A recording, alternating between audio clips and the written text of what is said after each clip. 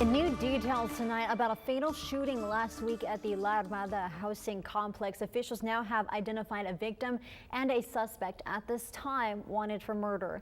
The Nueces County Medical Examiner's Office has identified 34-year-old Joseph McFarland as the victim of the shooting, but seen here, Corpus Christi police reporting a murder warrant now out for 31-year-old Marcus Topsy. They say he stands at around 5'8", weighing around 160 pounds. The shooting happened Thursday night near Rojo Street and Southport Avenue. Police say an argument escalated to a fight and someone pulled out a gun and shot McFarland. He was rushed to the hospital where he died. Now, this remains an active investigation, so if you have any information that you think could be helpful to police in this case, you're being asked to call Crime Stoppers at 361-888-8477.